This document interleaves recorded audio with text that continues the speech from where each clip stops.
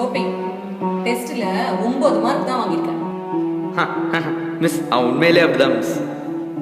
அப்பா ஸ்கூல்ல பசங்க எல்லாம் என்ன கிண்டல் பண்றாங்கப்பா. ஆமா, இப்படி இருந்தா யாரும் கலைய மாட்டாங்க, எல்லாம் கலையுது போ. நீங்களே இப்படி பேசினா எப்படிப்பா? அப்பாவே இருந்து பேசுறியா? கழுத போனாலும் பிறகு போதே கொண்டுடா.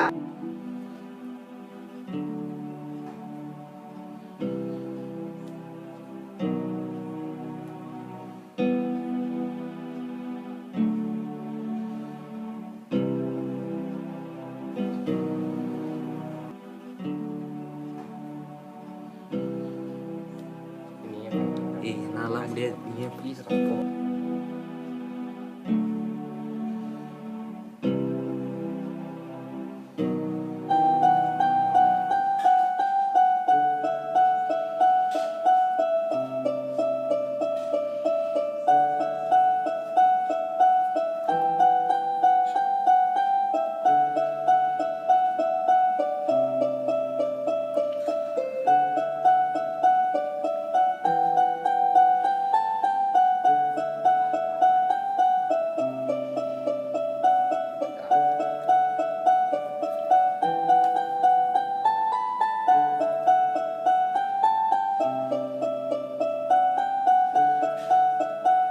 இதோ வரேன், 2 மினிட்ஸில் வந்துடுறேன். இதோ வந்துட்டேன் பாய்.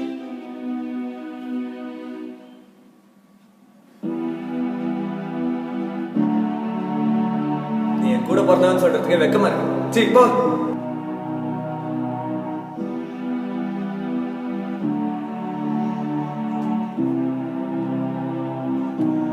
மேலே அக்கறை இருக்கிறதுனால சொல்கிறேன், இந்த மாதிரி அசிங்கப்படுறதுக்கு நீங்கள் போயிடலாம்.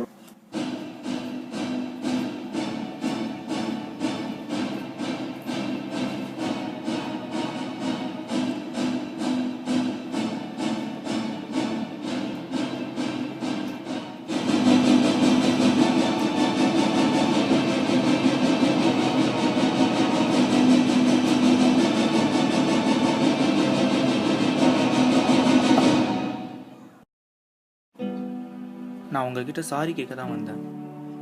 இந்த உலகத்தில் நல்லவங்களும் இருக்காங்க.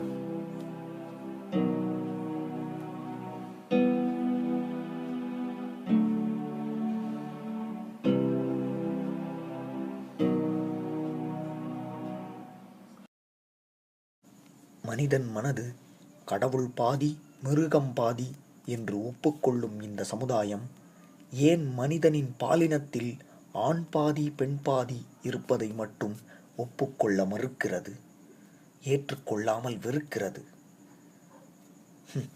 திருநங்கைகள் கடந்து வரும் பாதை கஷ்டங்கள் மட்டுமே நிறைந்தது. அவர்கள் பெற்றோர்களால் ஒதுக்கி வைக்கப்படுகிறார்கள். வயிற்று பசிக்காகவும் வாழ்வில் பிழைப்பதற்காகவும் பிச்சை எடுக்கிறார்கள், மிரட்டுகிறார்கள். இத்துன்பங்களை தாங்க முடியாதவர்கள், மனவலிமை இல்லாதவர்கள் மன உளைச்சலுக்கு ஆளாகி தற்கொலை செய்கிறார்கள். காரணம் நாம். இந்த சமுதாயம் மறைமுகமாகவோ நேரடியாகவோ அவர்களை துன்பமுறச் செய்கிறோம். அவர்களை பார்த்து சிரிக்கிறோம், ஏளனமாக பேசுகிறோம், உதாசீனப்படுத்துகிறோம், தற்கொலை செய்ய தூண்டுகிறோம். தவறு, மிகப்பெரிய தவறு. நினைவிருக்கட்டும், கவிஞர் கண்ணதாசன் சொன்னது போல், மெலியாரை வலியார் அடித்தால் வலியாரை தெய்வம் அடிக்கும். நன்றி.